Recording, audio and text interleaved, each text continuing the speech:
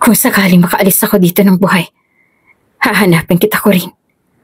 Muli tayo magsasama. Kaya please, mangako ka rin sa akin na kahit anong mangyari makakaalis ka dito ng buhay. Mangako ka sa akin na makakaligtas ka dahil pinapangako ko hindi hadlang ang 100 bala at panahon para hanapin kitang muli. Kung bago ka pa lang sa channel na ito, Ate Jane TV, huwag kalimutang pindutin ang notification bell and subscribe button. Sana po hindi naman malaking abala sa inyo ang pagpindot ng subscribe button dahil ang kapalit po nito ay ang pagsuporta para makapag-produce ng mga libreng stories sa mga channels ni Ate Jane. Maraming salamat!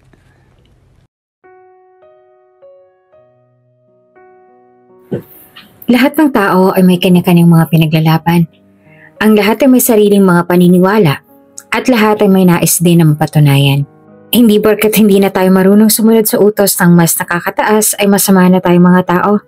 Tandaan mo anak, kung talagang tama ang sinasabi nila na magaling at mabait ang nasa mas pataas na posisyon, kung talagang tunay ang ginagawa nila ay nakakatulong sa lahat, walang sino man ang lalabag at kakalaban sa kanila.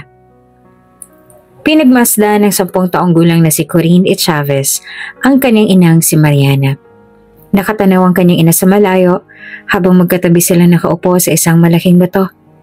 Madilim ang paligid nila sapagkat malalim na ang gabi at ang mga kasama nila ay mahimbing nang natutulog. Maging ang kanyang ama na leader ng kanilang grupo ay natutulog na rin. Kanina ay hindi makatulog si Corinne kung kaya'y lumabas muna siya mula sa kanyang silid at naupo sa labas para magmuni-muni. Hindi niya alam na tulad niya ay hindi rin pala makatulog ang kanyang ina at nagulat na lang siya nang bigla itong naupo sa tabi niya at sinamahan siya sa labas. Sobrang dami ng mga bumabagabag sa kanya. Napakarami niyang mga tanong na gusto niyang mabigyan ng kasagutan. Sa murang edad, napakarami niya ng mga tanong na gusto niyang mabigyan ng kasagutan. At ngayong gabi nga na ito, ay nabigyan siya ng pagkakataon na itanong sa kanyang ina ang lahat ng mga tanong na bumabagabag sa kanya. Mabuti na lang at hindi nagalit sa kanya ang kanyang ina sa pagtatanong niya. Ang kanyang ama kasi ay nagagalit sa tuwing nagtatanong siya. Pagdating sa tulad natin na kapuspalad, bingi ang gobyerno. Wala silang pakialam sa mga pinaglalaban natin. Bingi at bulag silang lahat pagdating sa ating mga hinanaing. Bumaling sa kanya ang kanyang ina. Kaya para maipaglaban natin ang ating karapatan, bumuo tayo ng isang grupo na iisa ang hinaing at iisa lang ang pinaglalaban. Ang kaso, ang tingin agad sa atin ng gobyerno ay kalaban tayo sapagkat hindi tayo sang-ayon sa kanilang mga nais, sa kanilang pansariling desisyon. Nananatili ang inosenteng tingin ni Corinne sa kanyang ina. Bahagya namang nabigyan ng kasagutan ng ilan sa mga tanong niya, subalit hindi pa ang lahat. Kung ganoon, bakit kailangan po mauwi sa dahas kaysa pag-usapan ng mabuti? Sa tingin ko ay maaari naman po mapag-usapan na lang kaysa ituring na kalaban ng bawat isa. Wika niya. Ilang beses na nating sinubukan anak. Ilang beses nang sumubok ang iyong ama na makipag-peace talk sa kanila subalit sila ang may ayaw. Sila ang may ayaw makinig sa atin. Nagbuntong hininga ng malalim ang kanyang ina. Hindi lahat ay gusto ang ganyang paraan. Tatandaan mo rin na hindi lahat ng nasa posisyon ang kabutihan ang gusto. Nang gabing yon ay hindi na nawala sa isip ni Corinne ang sinabi sa kanya ng kanyang ina. Ipinaliwanag din ito sa kanya ang dahilan kung bakit nagpasya sila na maging isang rebelde at maging kalaban ng gobyerno. Ayon sa kanyang ina, hindi naman talaga nila gusto yon subalit masyadong naging bingi at bulag sa kanilang mga nasa posisyon. Ina, gumising ka ina! Puno ng pagsusumamo ang boses ni Corinne habang yakap-yakap niya ng mahigpit ang kanyang ina na duguan at wala ng buhay. Ina, parang awa mo na, huwag mo kong iiwan. Gumising ka ina, hindi ko kayo mawala ka. Subalit kahit anong pagmamakaawa niya, ay hindi na minulat ng kanyang ina ang mga mata nito. Malakas ang kanyang pag-iyak at halos masira nang ang lalamunan niya sa lakas ng kanyang pagsigaw. Tumingin siya sa kalangitan at nagsusumamo sa Diyos na ibalik sa kanya ang kanyang ina, subalit walang nakinig. Kahit ang Diyos ay naging bingi sa isang katulad niya.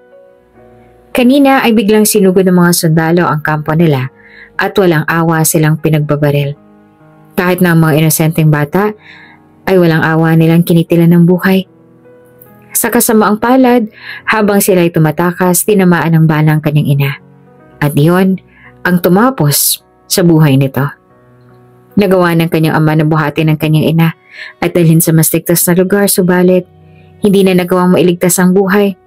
Nawala na ito sa kanila ng tuluyan at hindi na alam ni Corinne kung paano niya magagawa na matanggap ang pagkawala ng ina. Tumayo ka na riyan, Corinne. Malamig na sabi sa kanya ng kanyang ama. Tumigil ka na sa pag-iyak. Wala na magagawa ang iyong pagtangis. Hindi na maibabalik ang buhay ng iyong ina. Kahit lumuha ka pa riyan ng dugo. Tiningala ni Corinne ang kanyang ama na bagaman pinipilit na maging matatag dahil ito ang leader ng grupo, ay kitang-kita naman sa mga mata nito ang labis sa sakit at lungkot sa pagkawala ng babaeng mahal at kabiyak. Ama, bakit tila napakadali lamang sa iyo na matanggap na wala ng ina?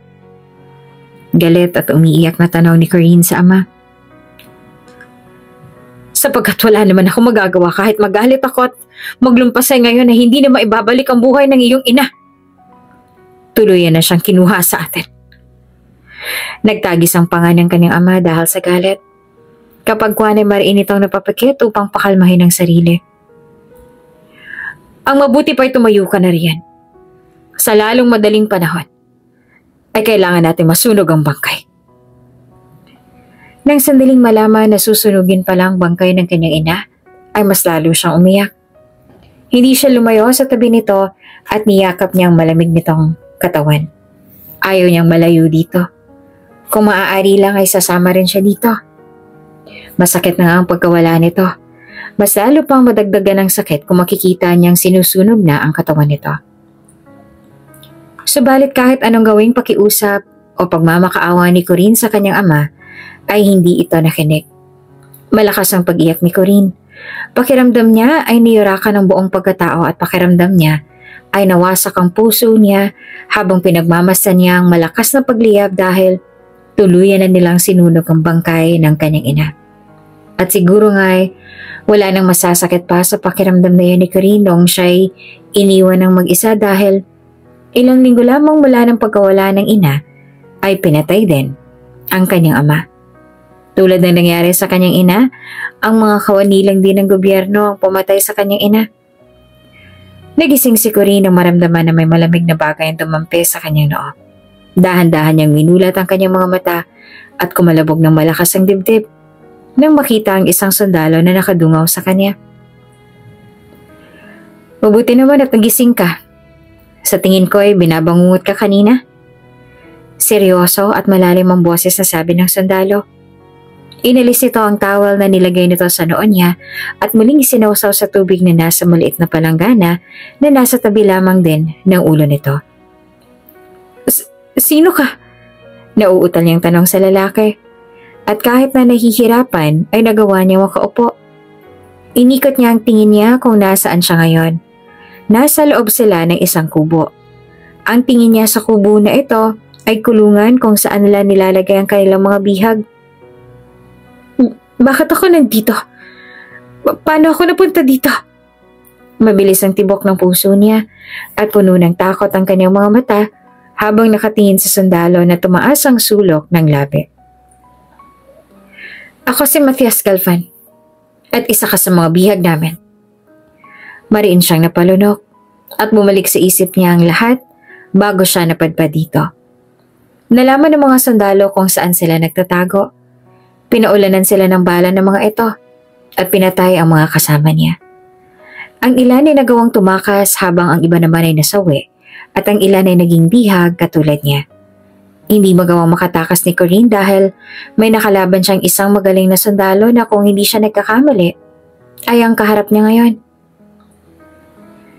Ngayon na may malay ka na sa tingin ko, ay maaari mo nang ipagtapat sa akin kung saan matatagpuan ang pinaka-leader ng iyong grupo. Tuluyan ang binitawan ng sundalo ang hawak na maliit na panyo.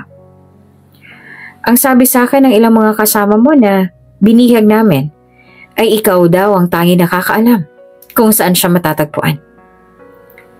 Oo nga, at alam ni Corinne kung nasaan ang pinaka-leader. Bago namatay ang kanyang ama, mahigit 5 taon na ang nakakaraan, ay sinabi muna nito sa kanya ang lahat. Pinagkatiwala sa kanya ng kanyang ama ang lahat dahil ang gusto ng kanyang ama ay patuloy niyang ipaglaban ang kanilang mga pinaglalaban kahit pa wala na ito. Hindi sasayangin ni Corinne ang tiwala sa kanya ng kanyang ama. Hindi niya sasabihin sa lalaking ito kung saan matatagpuan ang pinaka-leader nila. Kahit pakapalit ang sarili niyang buhay, ay hindi niya sasabihin sa mga ito ang totoo. Mananatiling tikom ang bibig niya hanggang hukay. Talaga bang wala kang balak na sabihin sa akin ang iyong mga nalalaman, miss? Tanong sa kanya ng sundalo. Sa tono pala ng boses ng sundalo ay alam niya na tinatakot siya nito. Kung hindi mo sasabihin sa akin ang totoo, ay mas lalo ka lang mahihirapan. Kung ako sa'yo ay sabihin mo sa akin ang iyong mga nalalaman. Mabait naman ako. Sa oras na sinabi mo sa akin kung ano ang totoo, ay bibigyan kita ng pagkakataon na maging malaya. Matapang niyang sinalubong ang mga mata nito.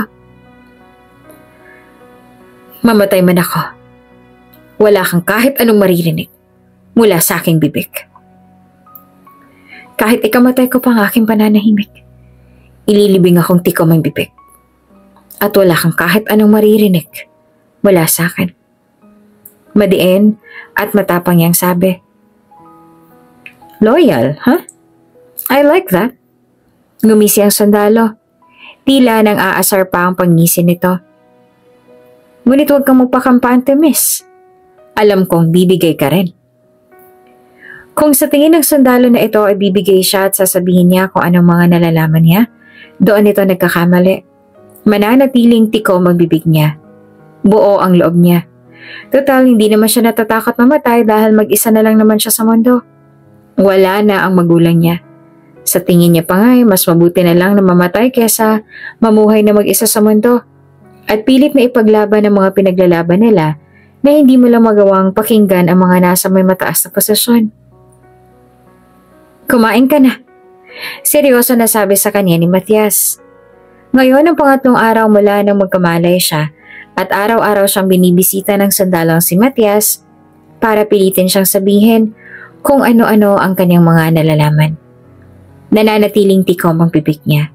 Wala siyang pakialam kung tabihan pa siya nito sa pagtulog para lamang mapaamin siya sa kanyang nalalaman. Mananatili siyang tapat sa pangako niya sa kanyang ama noon bago ito nawala.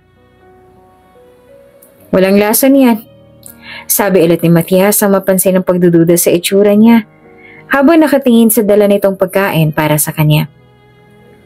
Ako rin mismo ang nagluto niyan kaya huwag ka mag-alala.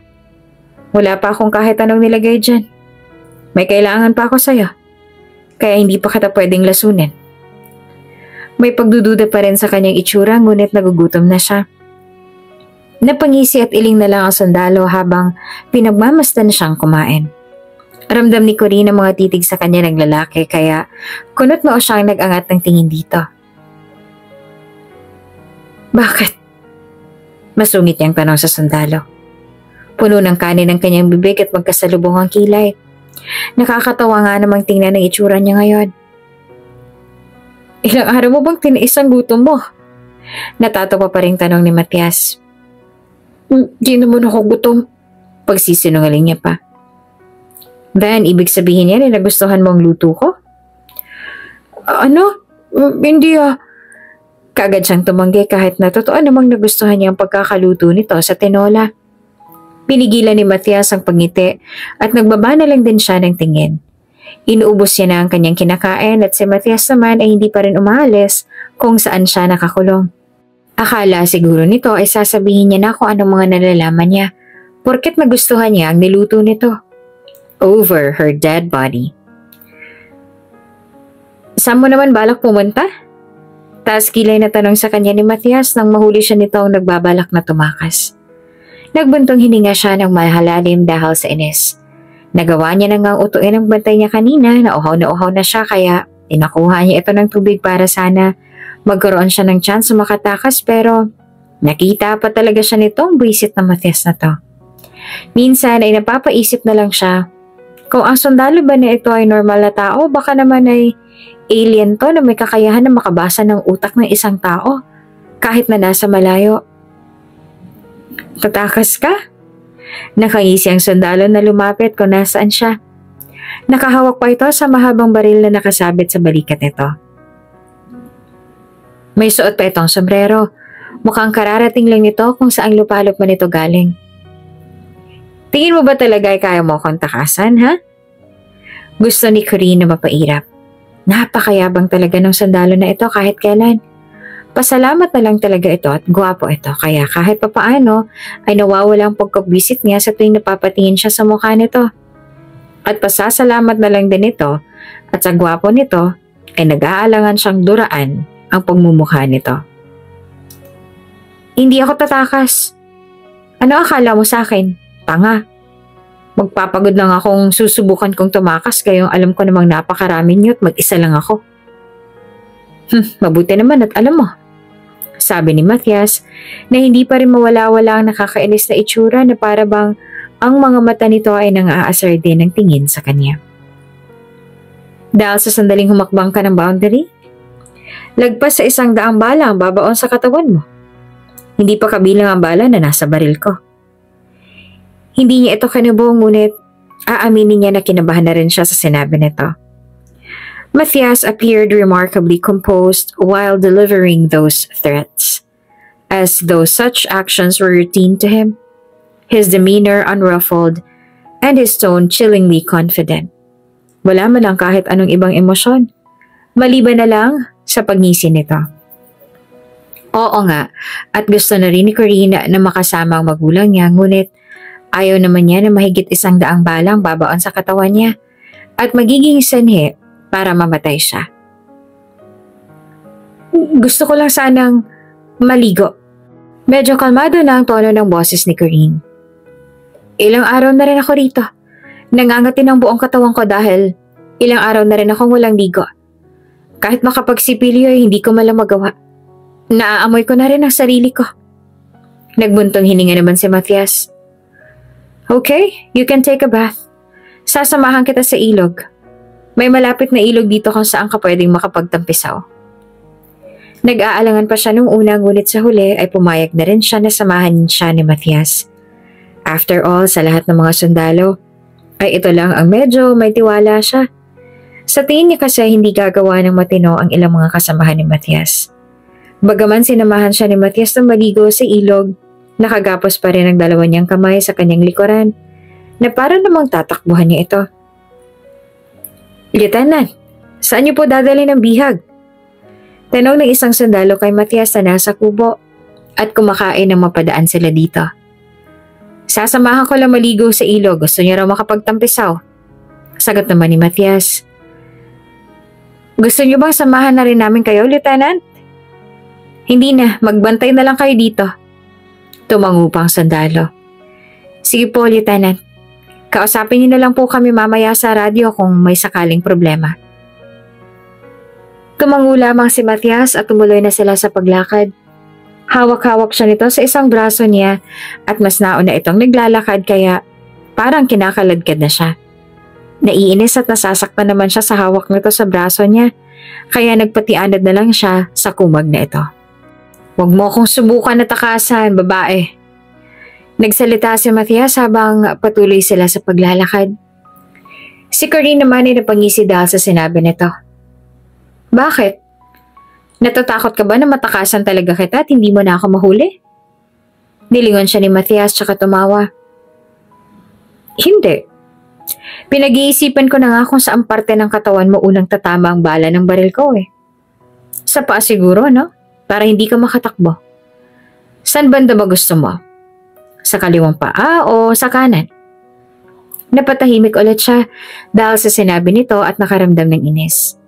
Nginisihan lang siya ni Matthias at ibinalik na nito ang tingin sa kanilang dinadaanan. Mula sa bulsa ng suot nitong uniform, May inilabas ito na isang matalas na kutsilyo at ginamit yon para tabasin ng mga matataas na damo na dadaanan nila. Ilang sandali pa ay narating na nila ang ilog na sinasabi nito. Malinis ang ilog at sobrang linaw ng tubig na umaagos. Kahit na tirik ang araw dahil tanghaling tapat, ay hindi mainit ang ilog dahil sa mga matatayog ng mga punong kahoy na hindi hinahayaan na pumasok ang mainit na araw. "Maligo ka na riyan," sabi sa kanya ni Matias nang malapitan na nila ang ilog. "Tingin mo ba makakaligo ako na nakagapos ang kamay?" Mataray niyang tanong. Sarkastiko naman itong sumagot. "Oo. Bakit naman ang ibang mga walang kamay nakakaligo naman sila ng maayos? Mag-swimming ka na lang dyan na parang kalabaw. Tawagin mo na lang ako kung malulunod ka na." Hindi naman makapaniwalang pinagmasdan ni Corinne ang sundalo na umalis na talagang hindi na nag-abala na tanggalin pang pagkakagapos ng kamay niya. Aba, ang kumag. Talaga bang hahayaan siya nitong maligo na nakagapos ang kamay niya? Naupo naman si Matias sa ilalim ng isang malaking puno kung saan nakita niya pa rin ang dalagang maligo. Hindi maaaring maalis ang mga mata niya sa babaeng yon at baka mamaya kung ano na naman ang maisip at bigla siyang takasan. Mahina namang natawa si Matias nang makita niya ang dalaga. Na hirap dahil nakagapos ang dalawang kamay. Talagang asama pa ng tingin nito kapag napapasulyap sa gawin niya. Sa totoo lang, maganda naman talaga ang dalaga kahit na may pagka-Amazon ang ugali. Morena ang balat, tuwid din ang mahaba at kulay itim na buhok nito. Matangos din ang ilong nito na kung tititigan ay iisipin mo na isa itong pure na Pilipina. Kahit ang kilay at pilik mata nito ay natural na makapal at mahaba. Maganda rin ang mga mata nito na almond ang hugis at para bang laging nangungusap at kahit na walang preno at minsan nakakainis sa mga salitang lumalabas sa bibig ng dalaga, hindi maipagkakaila na maganda rin ang labi nito. Napabuntong hininga pa si Matias bago tumayo at nilapitan ng dalaga na hirap pa rin maligo ng maayos. Nang makalapit siya, masamang tingin ang ipinukol nito sa kanya. "Ano na naman?" Pagtataray nito sa kanya. "Ayaw mo ba nakalagan kita para makaligo ka na rin na maayos?" Tanong ni Matias sabay labas ng matalas na kutsilyo kaya napalunok siya ng mariin habang nakatingin sa kutsilyo na hawak nito. "Ngayon mo lang talaga naisip na kalagan ako?" "Yes, ayaw mo ba? Nag-e-enjoy pa sana akong panoorin ka na nahihirapan kaso baka naman maubos ang oras natin dito sa sobrang bagal mong kumilos dyan. Kailangan pa ako sa kampo." "Eh di iwan mo na lang ako dito kung kailangan ka pa pala sa kampo." "Ano akala mo sa akin? Tanga?" Inirapan siya ng kumag at kinalaga na siya. Napasinga pa si Corinne na talagang akala niya tatama sa balat niya ang talim ng kutsilyo nito. "Relax. Sabi ko naman sa'yo, diba? Hindi kita papatayin dahil may kailangan pa ako sa'yo." Nakangising sabi nito ni Matias at saka binalik na nito ang kutsilyo sa scabbard. "Huwag kang magkakamali na takasan ako. Huwag mo na ring isipin, okay? Ikaw din. Baka imbis nakakalakad ka pa ng maayos ay maging pasan-pasan na lang kita mamaya na babalik tayo sa kampo." Kinindatan pa talaga siya ng kumag at tatalikuran na sana. Inis naman na inambahan niya ng suntukin nito sa balet. Bigla siyang may naapakan na madulas na bato at nawalan siya ng balanse. Napatili siya dahil sa gulat at bago pa napakapit kay Matias. Nabigla rin ito at nakabig ang bewang niya. Ang resulta, sabay silang bumagsak sa tubig. Mabuti na lang at mababaw lang ang tubig sa sapa. Nakapatong siya kay Matias at dahil sa pagkabigla ay hindi rin nila nagawang makaiwas na ng pagbagsak nila ay naglapat din ang kanilang mga labi. Nanlaki ang mga mata ni Corinne habang magkalapat rin ang kanilang mga labi. Umabot ng ilang mahabang segundo at saka niya lang napagtanto kung anong nangyari kaya agad siyang lumayo dito. Natulog niya rin ulit si Matias dahil sa bigla niyang pagtayo kaya napa-oh ito. "Ano ba, balak mo ba talagang mamatay?" Singal sa kanya ni Matias na tumayo na rin at napahawak sa balakang nito. "Ang sakit ng balakang ko, tumama talaga sa bato. Eh bakit kasi bigla-bigla ka na lang nanghihila? Nandadamay ka pa talaga sa katangahan mo." Tumalim ang tingin niya dito. Hoy, anong katangahan? Alam ko ba na madulas pala tong batong na aapakan ko? Alam mong sapato, diba? Natural may mga lumot ang bato. Sarkastiko pa rin nasabi nito. Tingnan mo, basang-basa na tuloy ako. At talagang ninakawan mo pa ako ng halik, masyado ka rin chancing, ano? Ang kapal din ng kumag na to, ah. Sa tingin mo ba talaga gusto ko maglapat ang labi nating dalawa? For I know, chancing ka talaga. Kung sana sabihin mo sa akin kung saan nagtatagong pinaka-leader nyo, baka mabigyan pa kita ng chance. Napasinghap siya at kulang na lang ay lumabas ng usok sa ilong niya dahil sa sobrang ines sa kumag na ito. Anong ginagawa mo? Kunot niyang tanong na maghubot na ito ng suot na uniform. Maliligo na rin. Binasa mo na ako eh. Hindi naman makapaniwala na pinagmasdan niya ang kumag na tuluyan ng humubad tsaka nag-squat para laban na rin ang uniform. Ano? Tititigan mo lang ba ako riyan? Nang aasar na tanong nito. Maligo ka na riyan. Ang bilin kay Corinne ng kanyang ina bago ito walang awang pinatay ng mga kawani ng gobyerno ay wag na wag siyang magtitiwala sa sino man na nasa posisyon sapagkat lahat sila ay alipay ng walang kwentang patakaran ng gobyerno at lahat sila ay sumusunod sa utos ng sino man na nasa itaas. Subalit, taksil na rin ba siyang maituturing kung aaminin ni Corinne ang totoo na unti-unti na rin siyang nahuhulog sa sundalong dapat niyang kamuhian? Batid ni Corinne na mali sapagkat sila ay mortal na magkaaway.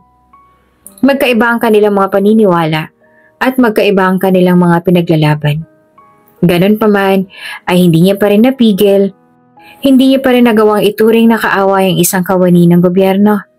Sapagkat sa halip na gawin niya ang bilin ng kanyang ina, siya ay nahulog at umibig pa sa kalaban. Sa bawat araw na lumipas na naging bihag siya ng mga ito. Sa bawat pagbisita ni Matthias sa kulungan kung saan siya ay kinulong nito, sa bawat lihim na suliyap at bawat ngiti nito sa kanya, hindi niya nagawang pigilin ang sarili na mahulog dito.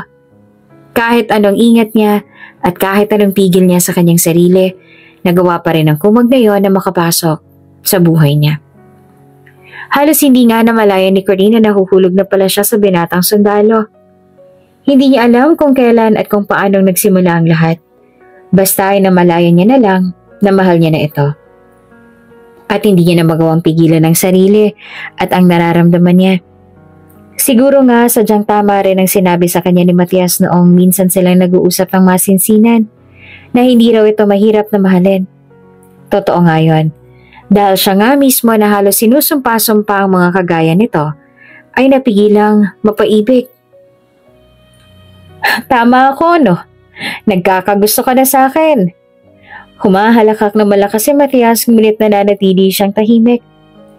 Pakiramdam ni Corinne ay baliwala lamang kay Matthias ang nararamdaman niya.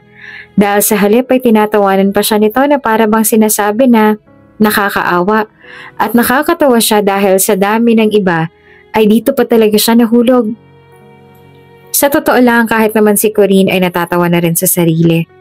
Natatawa na rin siya sa sarili niyang katangahan and at the same time, naaawa siya sa kanyang sarili dahil alam niya na wala siyang kawala sa nararamdaman niya na ito. Batid niya na hindi niya na mapipigil. Hindi no, hindi kita gusto.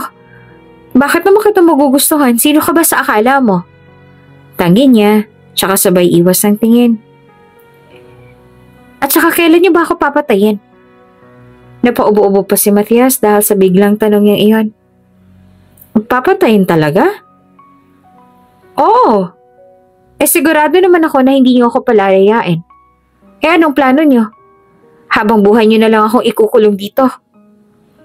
Seryoso na tiningnan siya ni Matthias na ngayon ay seryoso na rin nakatingin sa kanya. Hindi yun naman siguro iniisip na ikulong na lang ako dito habang buhay, diba? Aba, mas pipiliin ko pang mawala na lang sa mundo. Kaysa naman habang buhay akong ganito. Talaga bang wala kang balak na sabihin sa akin kung saan namin matatagpuan ang leader na niyo? You know that it's the only way para makalaya ka dito.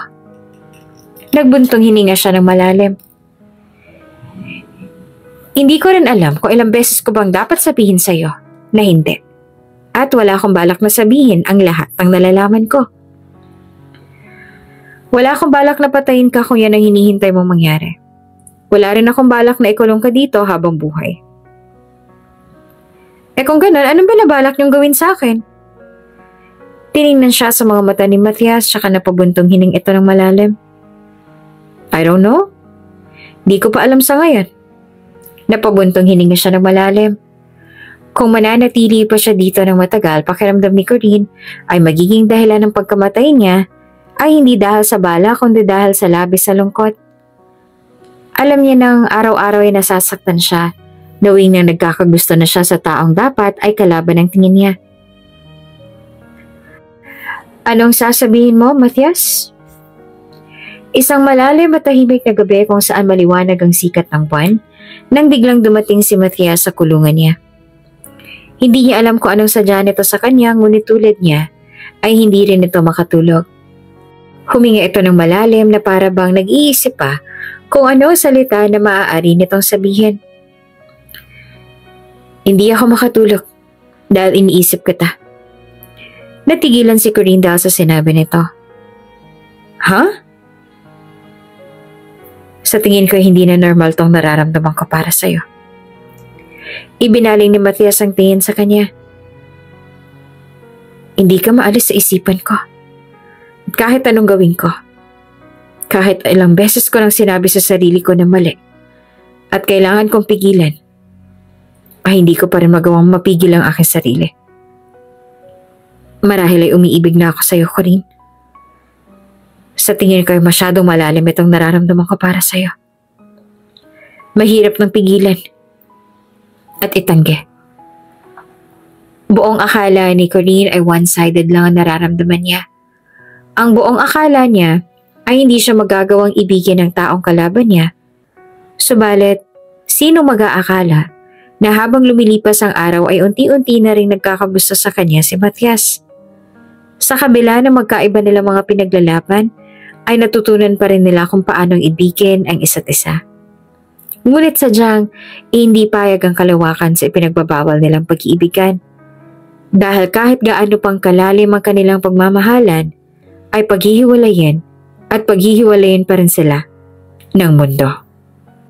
Dahil kahit ang mismong tadhana at ang mundo ay hindi tanggap ang kanilang ipinagbabawal na pag-iibigan. One dark and silent night, the stillness of the forest was shattered by the sudden thunderous sound of gunfire. Bullets whizzed through the air, cutting down several soldiers.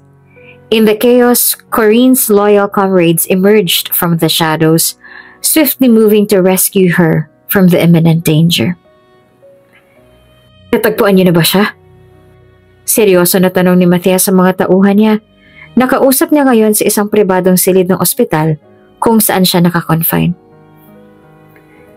Ikinalulungkot po namin, ngunit magpahanggang ngayon ay hindi pa rin po namin natatagpuan ang babaeng pinapahanap niya sa amin, Mr. Galvan. Tugon naman ng isa sa mga tauhan niya. Malalim na napabuntong hininga si Matthias. Ilang araw na ang lumipas mula nang magkamalay siya at ang una niyang pinahanap sa kanyang mga tauhan ay ang babaeng nakasama at inibig niya noong nasa bundok pa siya. Nakikipaglaban at nakikipagsapalaran para sa kalayaan ng ibang tao. Gawin niyo ang lahat para mahanap siya. Sigurado ako nakaligtas siya. Madiin niyang utos sa mga ito. Masusunod po, Mr. Galvan. Matapos ang pakikipag-usap sa kanya ay nagpaalam ng mga ito na umalis. Naiwan naman siyang mag-isa sa loob ng kwarto niya. Hindi niya alam kung makikita niya pa bang muli ang babaeng yan. Sa totoo nga niyan ay hindi rin siya sigurado kung buhay pa ba ito o kung totoo ang sinabi sa kanya ng iba na baka raw ay hindi na nagawang makaligtas ang babae. Sa kabila noon ay gusto ni Matthias na maniwala na buhay pa ang babae at balang araw ay magkikita pa silang dalawa. Naniniwala siya na balang araw ay muling magkukrus ang landas silang dalawa ni Corinne. Ang babaeng hindi niya dapat minahal, Ngunit ngayon ay ang babaeng sinisigaw ng kanyang puso. Lieutenant, magalang na pagbati sa kanya ng isang sundalo na nakasuot pa ng uniforme na pumasok sa loob ng silid kung nasaan siya. Sandali niya lamang itong tinignan at hindi na gaanong pinansin. Kamusta ka na, Lieutenant Calvan? Tanong ng sundalo noong nasa tabi na ito ng kama niya. Do I look fine to you? Masungit niyang tanong dito kaya mahinang natawa ang sundalo. You're always masungit, kuya. Natatawa pa rin sabi ni Gabriel. Ang sundalo na ito ay walang iba kundi ang nakababatang kapatid na siyang nagligtas sa kanya noong muntik nang natapos ang buhay niya nung nasa bundok sala. Kamusta ng pakiramdam mo? Pinakita naman ni Matias sa kanyang kapatid ang benda sa kanyang dibdib. Ito ay matapos siyang tamaan ng bala sa dibdib na muntik nang tumapos sa buhay niya. May iba pa siyang tama. Meron siyang 2 tama sa binte dahilan para hindi siya makapaglakad ngayon. At tila kailangan niya pang magpa-therapy sa loob ng ilang mahabang panahon. Worse, baka hindi na siya makalakad. Ngunit sa lahat ng tama na natamo niya, ay ang tama sa kanyang dibdib ang muntik nang tumapos sa buhay niya. Thankfully, sakto naman ang pagdating ng rescue noon at kasama sa mga rescue na dumating ay ang kapatid niya at ito ang nakapagligtas sa kanya. Well, at least you're alive, right? Sabi ni Gabriel. Be grateful. Kuya, binigyan ka pa ng pagkakataon ni Lord para makasama kami. Aba kung hindi ako dumating nung gabing yun, baka wala ka na at nagdadalamhati na ngayon sa mommy.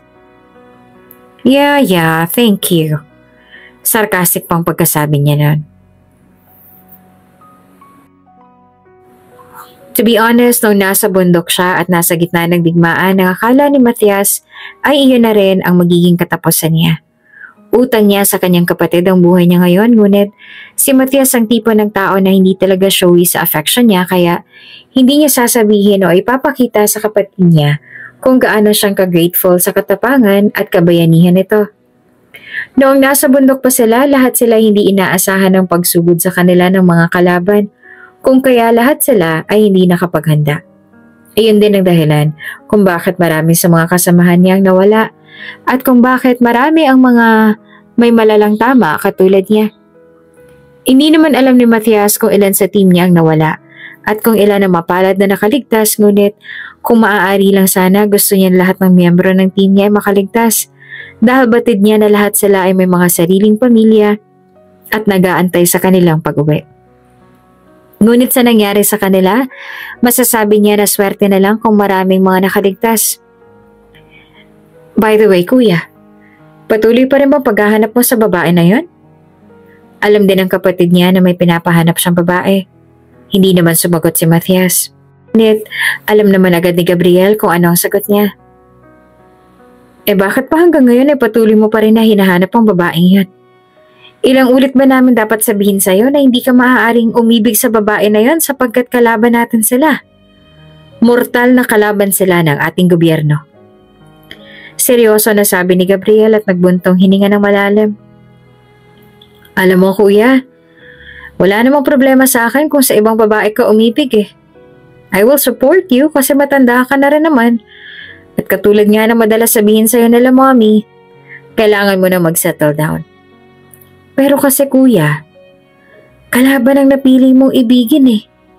Di kita masusuportahan dyan. Kahit anong anggulo mo man tingnan, mali na siyang napili mong mahalin. You don't tell me what to do, Gabriel. Malamig niyang sinabi. Hindi ko naman talaga ginustong umibig sa kanya. Ngunit sadyang siyang napiling itibok ng puso ko. If only I could stop myself and my heart. But I can't. Hindi ko magawang makontrol ang puso ko dahil kahit na alam kong mali, ay siya pa rin ang napiling itibok ng puso ko. Seryoso niyang tinignan ng kapatid. Alam kong mali, Gabriel. Alam ko na hindi dapat. Ngunit hindi ko mapigil. Kung kasalanan man na umibig sa taong hindi niya dapat ibigin, tanggap ni Matias na isa siya sa pinakamakasalanang tao sa mundo. I'm helping, biglang sabi ni Gabriel. Napakunot noo siya. Ha? Actually, tumutulong ako sa paghahanap sa kanya. But unfortunately, wala pa kaming mahanap. Kahit ang katawan niya hindi namin natagpuan sa bundok kaya hindi rin namin masabi kung namatay ba siya o nasunog ang katawan o kung nakaligtas siya. But don't worry, kahit nakalaban natin siya, sandali kong kakalimutan dahil alam ko na siya lang ang magpapasaya sa'yo. Nang dahil sa sinabi ng kapatid ay napangiti siya. Mabuti na lamang at nauunawaan siya ng kapatid niya. At kahit na madalas silang mag-away at hindi sila magkasundo sa lahat ng bagay, ay sinubukan pa rin nila na unawain ang bawat isa.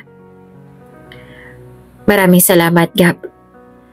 Ang kapatid niya naman ay nawiwirdohan dahil marahil iyon na ang unang beses na nagpasalamat si Matthias na para bang bukal nga talaga sa loob nito ang pagpapasalamat. What? Kunot noon na tanong naman ni Matthias sa kapatid na nanatili ang weird look. Nakakagulat lang na it seems like genuine talagang pagpapasalamat mo sa akin, ha? Ganyan ba talagang nagagawa ng bawal na pag-ibig? Tila nandidiri naman si Gabriel. It's weird, ha? Nagsisitayuan ang balahibo ko. Hindi niya nalang pinansin ng kapatid na naninibago pa sa kanya. Lumipas ang araw at nananatili siya sa loob ng ospital. Habang nasa loob siya ng ospital, pakiramdam ni Matthias ay sobrang bagal ng ikot ng kamay ng orasan. Para bang sobrang tagal ng araw. Wala siyang ibang ginawa sa loob ng ospital kundi ang matulala, mag-cellphone, manood ng kung ano-ano sa TV at minsan ay sumasagot sa mga tanong ng reporters o di naman kaya ay sa mas nakakataas sa kanya tungkol sa nangyari. Madalas ang naging pagbisita sa kanya ng mga boss niya para ma-make sure na nasa maayos ang lagay niya. Ang sabi ng doktor ay hindi pa rin siya pwedeng makalabas ng ospital dahil hindi pa lubusang magaling ang mga sugat niya at lalo na ang paa niya. Kaya kahit sobrang nabuburyong na siya sa loob ng 4 na sulok ng hospital private room, wala naman siyang ibang choice kundi ang sumunod at manatili dito.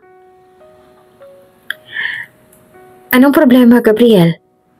Nagtataka na tanong ng kanilang ina nang pumasok sa loob ng silid si Gabriel. Bagsak na bagsak ang balikat nito na para bang may hindi magandang balita. Maging si Matthias ay nagtaka. Nakausap ko si General, Mom. Ang malungkot na sabi ni Gabriel. Ano bang problema, anak? Bakit pa bagsak na bagsak ang balikat mo? Ang kanilang ama naman ang nagtanong. May hindi ba magandang nangyari? Sabihin mo sa amin ang totoo, Gabriel. Kasi Dad, base po sa naging usapan namin, mukhang hindi na raw po makakabalik si Kuya sa serbisyo. Ano? Matapos ang lahat ng nangyari, basta na lang siyang iiwan? Paisteryang sabi ng kanilang ina.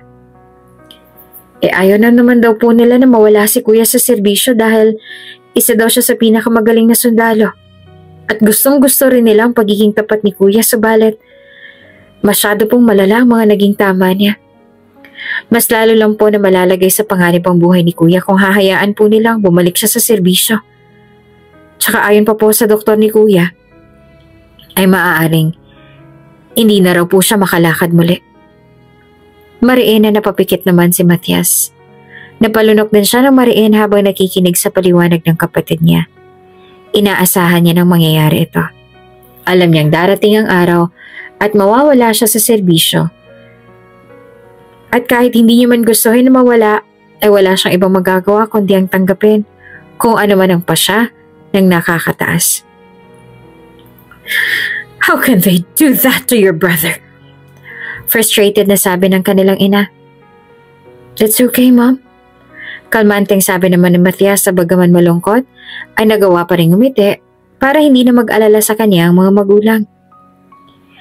Naiintindihan ko naman po ang kanilang desisyon. Besides, kahit ako mismo, ay duda na rin na muli pa ako makakalakad. I can no longer feel my legs. Huwag mo nga sabihin yan, anak. I'm sure makakapaglakad ka pa. Sigurado kami ng daddy mo. Maraming mga magagaling na doktor sa mundo. We are going to find the best doctors and best therapists para makalakad ka ulit. Hindi kami papayag na hindi ka makapaglakad. Hinawakan ng kanyang ina ang kamay niya at pinisel. Huwag kang mawawala ng pag-asa, anak. God is always there. Hindi ka niya pababayaan. At mas lalong hindi niya hahayaan na tuluyang mawala sa iyong kakayahan mong makapaglakad. Patuloy mo na magagawa kung ano mga nagpapasaya sa iyo. Oo nga, kuya. Wika naman ni Gabriel. Sabi rin ng doktor, may chance pa naman na makalakad ka ulit eh. Sure ako na muli ka makakapaglakad. Ikaw pa ba? Nagawa mo nga makaligtas sa 3 bala na tumama sa'yo. Diyan pa kaya? Bahagya naman siyang ngumiti sa pamilya niya na alam niyang pinapalakas ang loob niya dahil kahit hindi man nila sabihin ang totoo sa kanya, damang-dama niya na maging sila ay pinanghihinaan na rin ang loob. Bata pa lamang si Matias ay pangarap niya na ang maging isang magiting na sundalo. Bata pa lang siya ay iyon na talaga ang gusto niyang maging pag tumanda na siya. Gusto niya na maging tagapagligtas. Gusto niya na ibuwis ang kanyang buhay para sa kanilang bansa. Tandang-tanda pa ni Matias kung ano ang dahilan kung bakit nagustuhan niya ang maging sundalo. Isa rin kasing dakilang sundalo ang lolo niya noon, ang ama ng kanyang ama. Noong bata pa siya ay madalas itong ikwento sa kanya ang mga karanasan nito bilang isang sundalo kung kaya't dahil doon ay pinangarap niya na rin na maging isang sundalo. Suportado naman ni Matias ang magulang niya na pangarap niya noon kaya nang makapagtapos siya ng pag-aaral, sa halip na tumulong sa ama sa pagpapatakbo sa kanilang kumpanya, ay sinuportahan pa siya ng magulang niya na mag-training para maging isang ganap na sundalo. Buong buhay ni Matias ay nakikita niya ang kanyang sarili bilang isang magiting na sundalo. Ni minsan ay hindi sumagi sa isipan niya na magkakaroon siya ng ibang career. Ngunit siguro sadyang ganun lang ang buhay. Sadyang may mga pangyayari lang talaga na hindi natin inaasahan at wala tayong magagawa kundi tanggapin na lang. Anak, nahihirapan ka ba? Nag-aalala na tanong sa kanya ng kanyang ina. Ito ay matapos niyang makausap ang mas nakakataas sa kanya at sinabi na tanggal na nga siya sa serbisyo. Nakaupo siya ngayon sa wheelchair niya at nasa malayo ang tingin. Hindi niya man sabihin ay kitang-kita ang lungkot sa kanyang mga mata. Nahis lang po ako, ma'am. Sagot niya sa nanginginig na boses. I'm sorry, anak. Niyakap siya nito ng mahigpit. Alam ko nahihirapan ka. That's okay, Mom.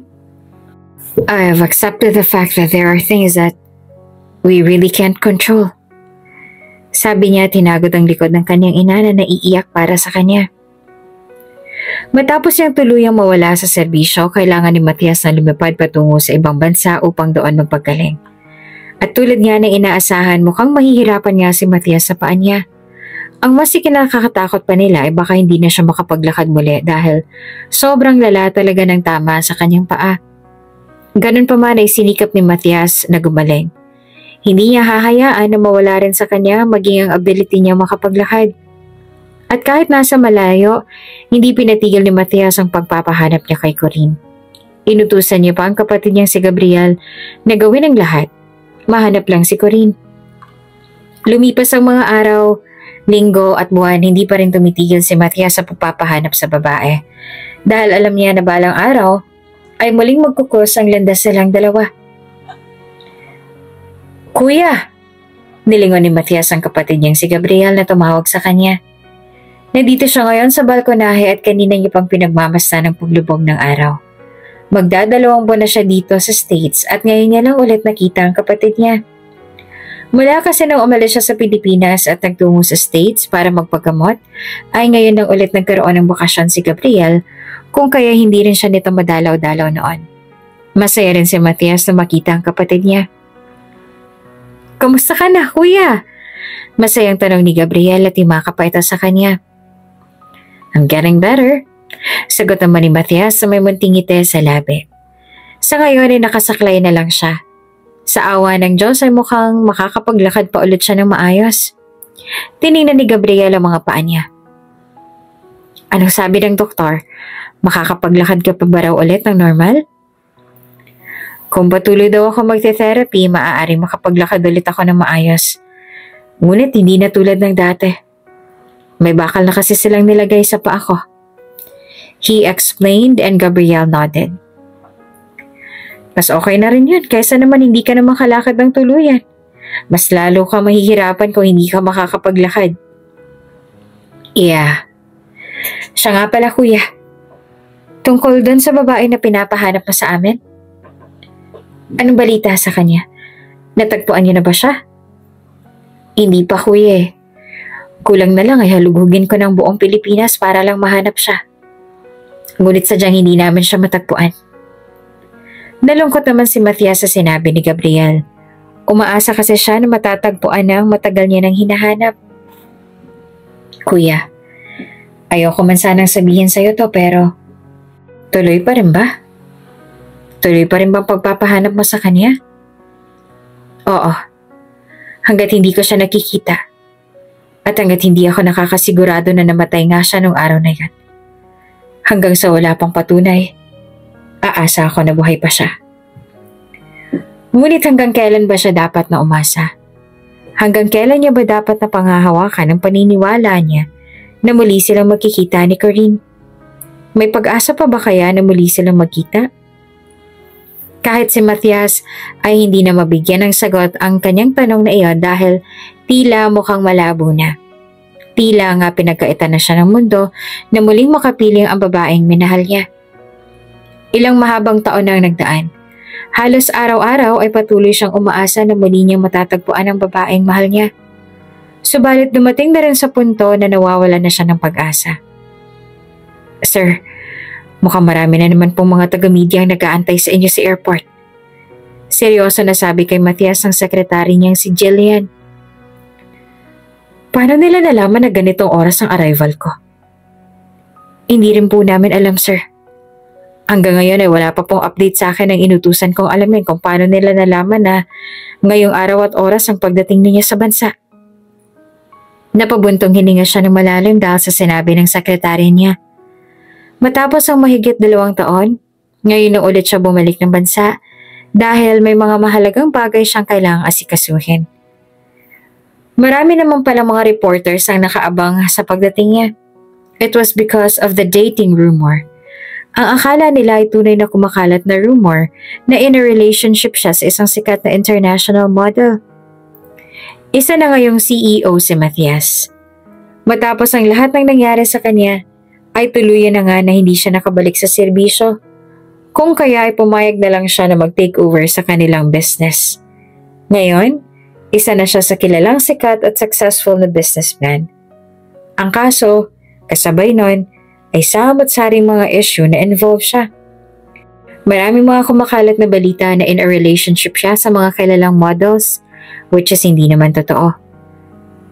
Mr. Galvan, ano pong masasabi niyo sa mga kumakalat na balita na girlfriend niyo raw po ang sikat na modelo na si Claudia? May isang taga-media ang talagang nakipagtulakan para lang maitanong sa kanya yon. Mr. Galvan, totoo po ba lahat na kumakalat sa social media? Totoo rin po ba na sa iisang hotel kayo tumutuloy ni Miss Claudia noong Paris Fashion Week? Sir, ano po masasabi niyo sa mga sinasabi ng tao na inagaw niyo raw po si Miss Claudia sa boyfriend niya at pareho kayo na manloloko? Katulad nga ng inaasahan nila kanina habang nasa eroplano pa sila, marami nga nakaabang sa kanila ng mga taga-media at pinagpipiestahan siya ng mga ito. Pagod pa si Matias dahil halos wala pa siyang pahinga mula noong 1 linggo dahil sa dami ng trabaho na tinapos niya. Hinarangan ng sekretarya niya ang may gustong lumapit sa kanya. Pasensya na po. Ngunit maaari po ba na lubayan na po muna natin si Mr. Galvan? May mahalagang meeting pa po kasi siya na kailangang daluhan. At wala siyang panahon ngayon na makakipagtanungan sa inyo.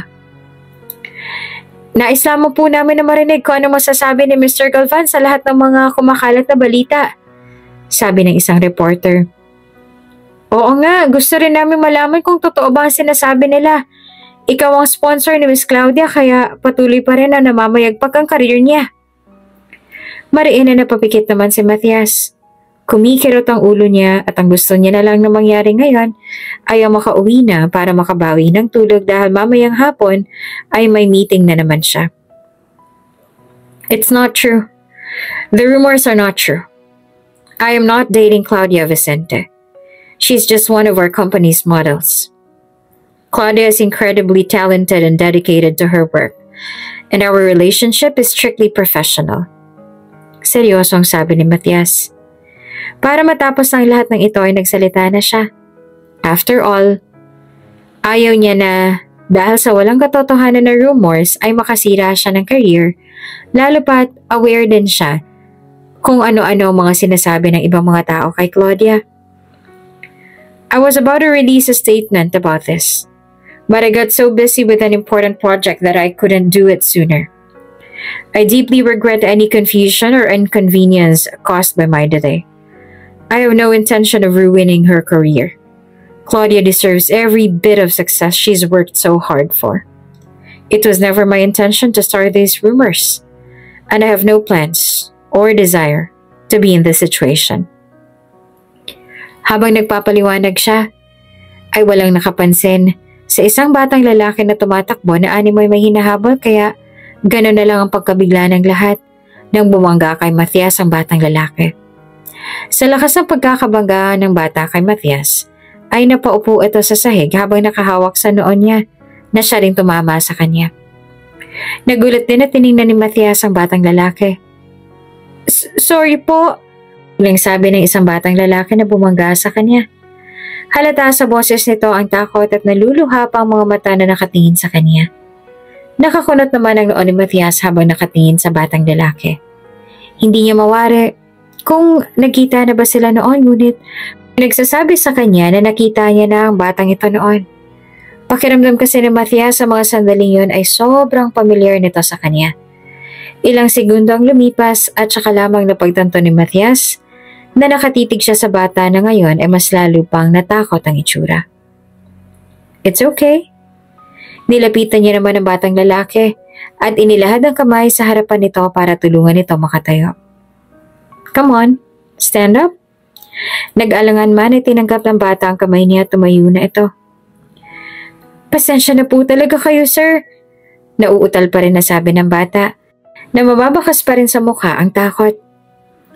Hindi ko po kasi kayo napansin kanina nung tumatakbo ko. Hinahabol ko po kasi yung tito ko. Pasensya na po talaga kayo. It's okay. Just be careful next time, okay? Tumango ulit ang batang lalaki. Opo, sorry po ulit. Lumapit kay Matias ang secretary niya. Sir, pasensya na po sa abala, ngunit kailangan na po nating umalis. Nag-text po sa akin si Naya at dumating na raw po ang makakamiting ninyo. Mas napaaga daw po ang pagdating niya kaysa inaasahan natin. Tumango naman si Matias at ilang sandali pang tiningnan ng batang lalaki na nakabangga sa kanya bago siya umalis na hindi nagpapaalam dito sa media na nakuna naman ang lahat ng pangyayari.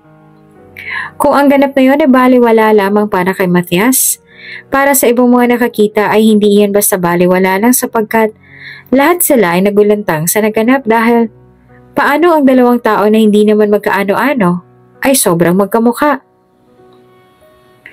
Anong pinapanood mo, Jillian? Kunot ang tanong ni Matias sa secretary na sobrang busy sa pinapanood nito na kung ano sa kanyang tablet. Wala silang gaanong trabaho ngayong araw. Dahil natapos na nila ang mga mahahalagang trabaho kahapon, kaya malaya nakakapag-relax at nakakapanood ng kung ano-ano si Jillian. Ito pong balita tungkol sa inyo, sir. Mas lalong napakunot naman ang noon ni Matias. Ano namang balita yan? Viral na viral po kasi ngayon sa social media na sobrang kamukha niya raw po yung batang nakabangga niyo kanina sa airport. What? Can I see? Tumayo si Jillian at ipinakita sa kanyang video sa airport kung saan ay nabangga siya ng isang batang lalaki na nagmamadali. Ilang segundo niyang tinitigan ang video at kahit siya ay nagtataka rin. Ngayon nga na natitigan niya na ng mabuti ang video, kahit siya ay napansin na may pagkakahawig nga sa kanya ang batang nakabangga. Kung tutuusin, ay para ba itong younger version niya. Ipinakita rin sa kanya ni Jillian ang ilang mga comments at articles na nagsasabi na kamukha niya nga ang batang lalaki. Ngayon ko lang din po napansin na totoo po ang mga sinasabi nila. Kamukhang kamukha niyo nga po talaga ang bata, sir. Hindi ko po yun napagtuunan ng pansin nung nasa airport pa tayo kasi nagulantang po ako sa text ni Naya na dumating na daw ang makakamiting ninyo eh. Kaya nga po, ang dami mga nagsasabi na baka anak niyo raw po ang bata. Nag-angat siya ng tingin kay Jillian. Alam mo ba kung anong pangalan niya? Hindi po, sir. Gusto niyo po bang alamin ko? Yes, please. Nagpaalam na si Jillian sa kanya para gawin ko ano pa nag-uutos sa kanya ni Matthias. At iniwan naman si Matthias sa loob ng office niya at paulit-ulit itong pinanood ang video hanggang sa parang nakabisado niya na ang mukha ng batang lalaki. Hindi naman maintindihan ni Matthias kung bakit ganito na lang ang nararamdaman niya ngayon. May kung ano sa kanya nagsasabi na hanapin niya ang batang lalaki at alamin ang lahat tungkol sa batang yan. Kung bakit niya nga nararamdaman ang lahat ng yon, ay hindi niya rin mawari. Sir, alam ko na po ang pangalan ng bata at kung taga-saan siya. Sa sumunod na araw, pagpasok niya sa opisina ay iyon agad ang ibinungod sa kanya ni Jillian. Tell me. Clyden Martinez po ang pangalang bata at madalas siyang makita sa airport dahil doon daw po nagtatrabaho ang kanyang ina bilang isang security guard. I want to see that kid. Sa ngayon po, siguro nasa airport po ulit ang bata. Gusto niyo po ba siyang puntahan ngayong araw mismo? Yes. Paki-cancel lahat ng appointments ko. Gusto kong makita ang bata. Kaagad na tumalima si Jillian sa utos niya at si Matthias naman ay hindi na nag-aksaya ng panahon at agad siyang bumalik sa airport kung saan niya unang nakita ang batang lalaki. Hindi siya maaaring mag-aksaya ng sandali lalo pat ganito ang nararamdaman niya ngayon. Kailangan na mabigyan ng kasagutan ang mga tanong niya. Kailangan niyang mapatunayan kung tama ba ang hinala niya. Sir, siya pong batang hinahanap niyo. Itinuro sa kanya ni Jillian ang batang lalaki na nakaupo sa waiting area. May kausap pa ito na isang flight attendant at tila malapit sa bata ang flight attendant na kausap. Lumapit naman si Matthias sa dalawa at pareho na nagtataka na napatingala ang dalawa sa kanya. Bakit po sir? Passenger po ba kayo? Magaling na tanong sa kanya ng flight attendant.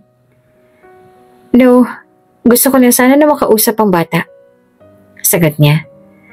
Nagtataka man ay tumango ang flight attendant at sandali silang iniwan. Ano po sasabihin niyo sa akin sir?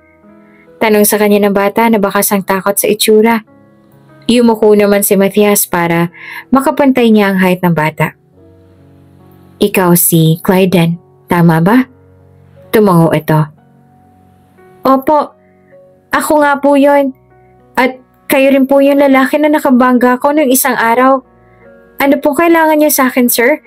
Paggagalitan niyo po ba ako dahil sa nangyari? No, gusto lamang kitang makita. Sagot niya.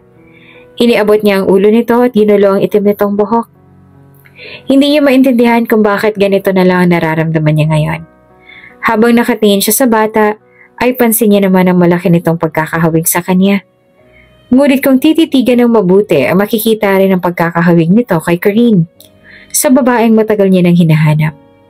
Ang mga mata nito ay kasing ningning ng mga mata ni Corinne. The way this kid smile that reaches to his eyes, it was so similar with Corinne's eyes. Ang mga mata nito ay nangungusap din. Although kasing kulay ng mga mata niya ang mata ng batang to, mapapansin pa rin ang similarities sa mga ito ng kay Corinne. After all, hindi niya makakalimutan ang mga matang yon. Dahil ang mga matang yon ay nagbihag sa kanya. Sa mga mata na. Bakit po? Nagtataka na tanong sa kanya ng bata. Hindi naman agad siya nakasagot. Sa halip ay nanatili siyang nakatingin sa mga mata nito. Bakit niyo po ako gustong makita? Ilang taon ka na? Sa halip ay tanong niya sa bata. 7 na po ako. Muli siya napaisip dahil sa sinabi nito. Mahigit 8 taon na mula noong nakilala niya ang ina nito sa bundok.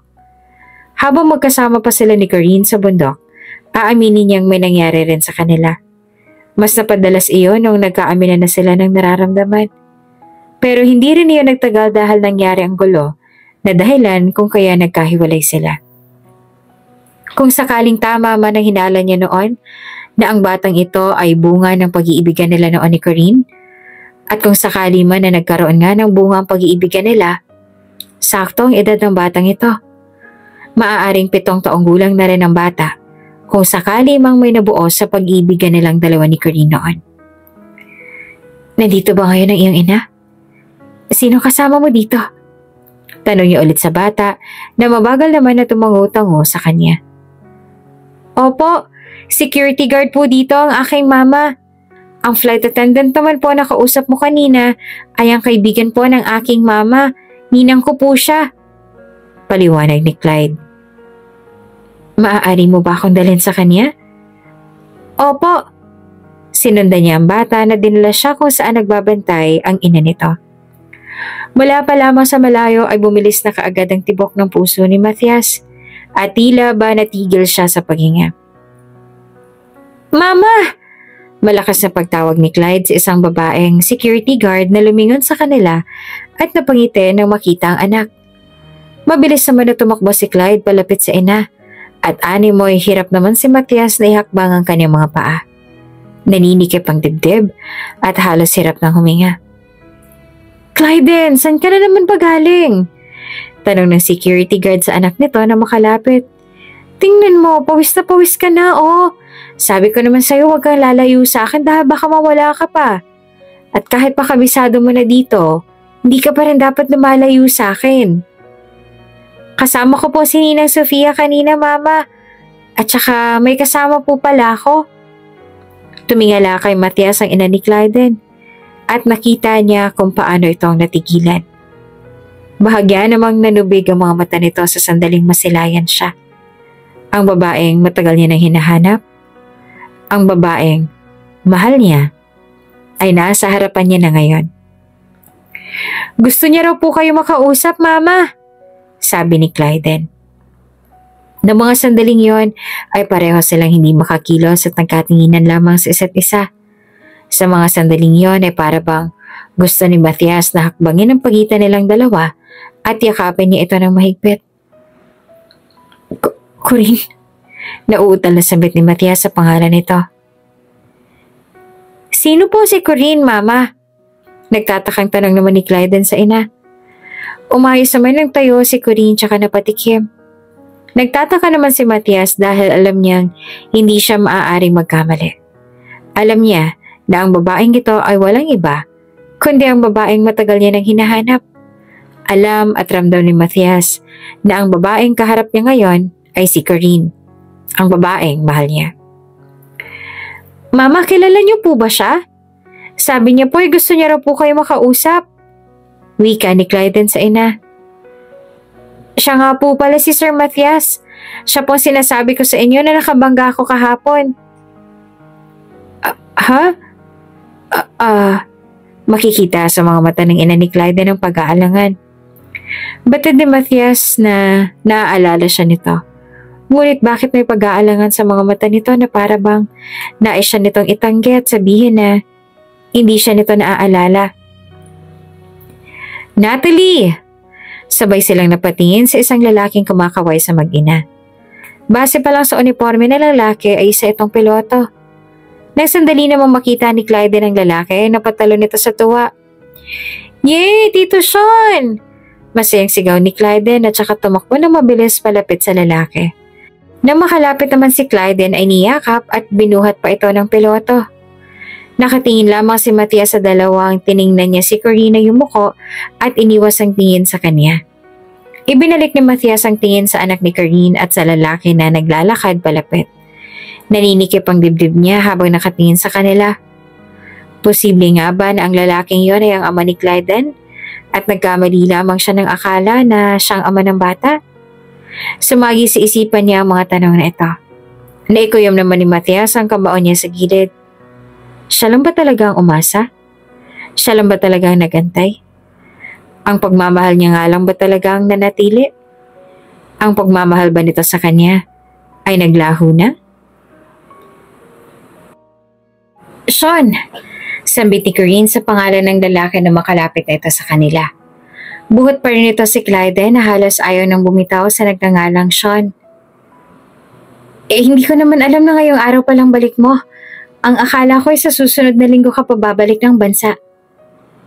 Gusto ko kayong sorpresahin kaya mas inagahan kong uwi. Birthday na ni Clyde sa susunod na araw, diba? Hindi ako maaaring mawala. Right, baby? Nakangiting baling ni Sean kay Clyden na tumango naman ng sunod-sunod. Opo, tito. Masayang sabi ni Clyden. Tito, ngayon lang napagtanto ni Matthias na iyon ang tinawag ni Clyden sa lalaki. Kung ganon, ay hindi ito ang ama ng bata. Pero sa pagkakaalam ni Matthias, at wala rin nakakatanda o nakakabatang kapatid si Corinne. Anong papel ng lalaki na ito sa buhay ni Corinne?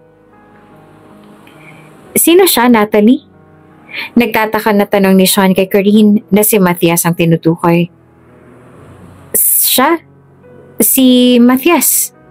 Nauutal na tugon ni Corinne at doon ay mas lalo siyang nabuhayan dahil tanda siya nito. Alam nito kung anong pangalan niya. Hindi nga siya nagkakamali na si Corinne ito. Dati ko siyang kaibigan. Patuloy ni Corinne. Nawalang ngiti sa mata ni Matthias at nagtatanaw ang mga mata na tiningnan niya ito. Hindi man lang siya nito nagawang tapunan ng tingin. Sa halip, ang mga mata nito ay nananatili kay Sean at sa anak nitong buhat-buhat at may ngiti pang naglalaro sa mga labi nito. Nakakadama si Matthias ang paninikip sa kanyang dibdib. Nice to meet you. I'm Sean. Pakilala sa kanya ng piloto sabay lahad ng kamay nito sa kanyang harapan. I didn't know na may kaibigan pala si Natalie na taga rito. Masaya ako makilala ka. Sandali niyang tiningnan ang mga mata nito na nakalahad sa kanyang harapan. Nag-aalangan pa nga siyang tanggapin ang pakikipagkamay nito ngunit sa huli ay tinanggap niya na rin. Nice to meet you too. I'm Matthias Galvan. Galvan? Sandali ito napaisip. Oh, I know you. I know your family kaya pala somehow familiar ka sa akin. Hindi ba ikaw ang bagong CEO ng Galvan brand as well as the Galvan Hotel?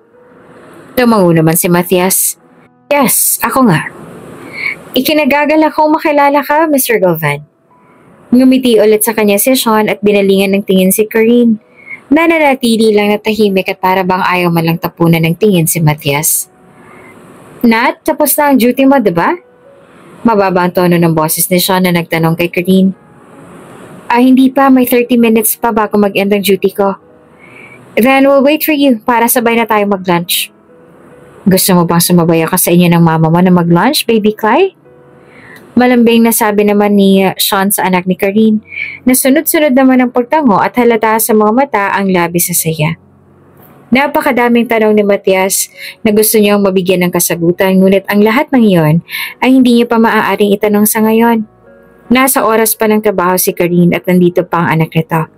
Maging ang lalaki na hindi niya alam kung anong parte sa buhay ni Corinne at ng anak nito. Nagpaalam na si Matthias sa kanila. Ayaw niya pa man sanang umalis ngunit alam niya na may ibang araw pa para sa mga tanong niya. Sa kanyang pagtalikod at paglakad paalis, nadama niya ang pagsunod ng tingin ni Corinne sa kanya.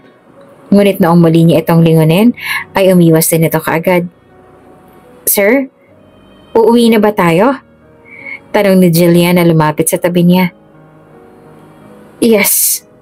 May pag-aalangan pang sagot ni Matthias tsaka ibinalik niya na ang tingin sa kanyang harapan. Kamukhang kamukha niyo po talaga ang bata kanina, sir. Kahit po kulay ng mata niya ay katulad ng sa inyo. Sa tingin mo ba? Ako ang ama niya? Aba kung hindi ko po kayo kilala at kung hindi ko po alam na single kayo, iisipin ko rin po talaga na kayo po ang ama ng bata. Kinagabihan ay dumalaw sa penthouse niya ang kapatid niyang si Gabriel. At agad niyang nabanggit sa kapatid na nahanap niya na si Corinne at may anak na ito na sobrang kamukhang kamukha niya. Really? Sa tingin mo ba ikaw ang ama ng bata, kuya? I'm not sure. Pero ramdam ko ang lukso ng dugos na sinasabi ng ibang tao. Ang pakiramdam ko ay sobrang lapit ka sa bata. Ang lapit ng loob ko sa bata kahit pa noong isang araw lang kami unang nakita. Pag-amin niya.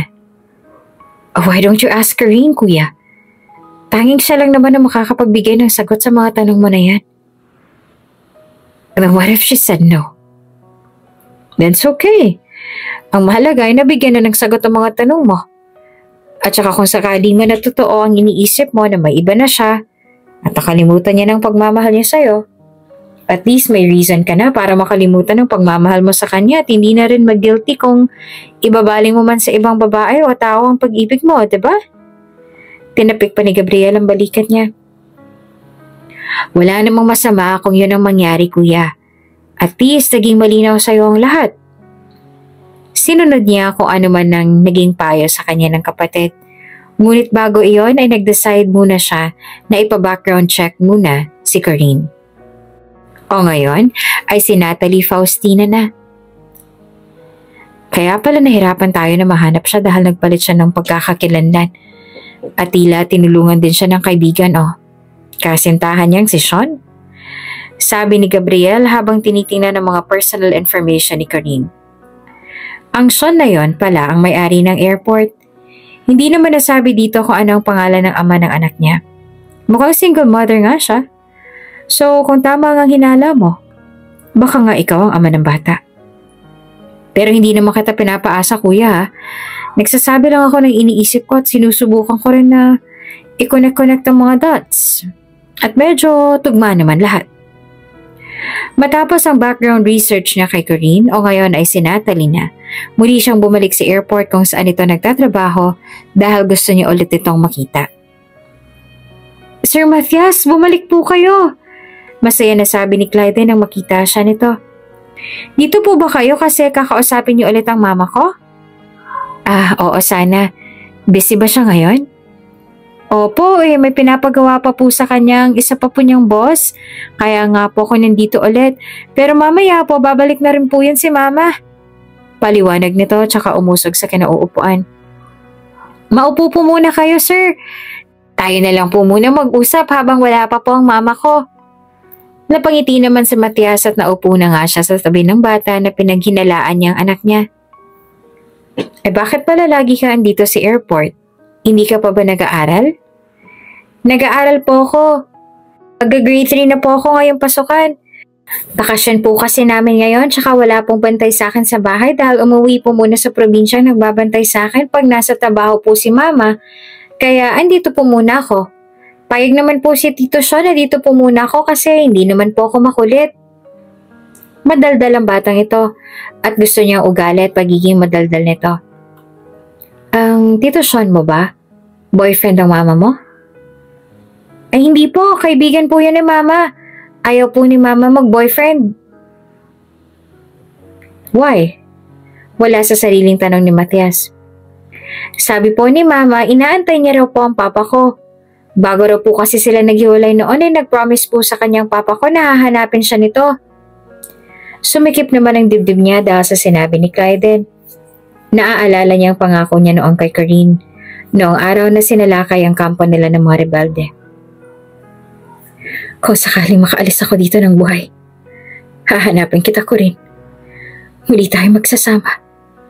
Kaya please, mangako ka rin sa akin na kahit anong mangyari, ay makakaalis ka dito ng buhay. Mangako ka rin sa akin na makakaligtas ka. Dahil pangako, hindi hadlang ang 100 bala at panahon para hanapin kitang muli. Tandang-tanda pa ni Matias ang ipinangako nito at mga katagang binitawan nito noon bago sila maghiwalay ni Colleen. Natatandaan niya pa ang pangako niyang iyon. Alam mo ba kung nasa ng papa mo ngayon, Clyde?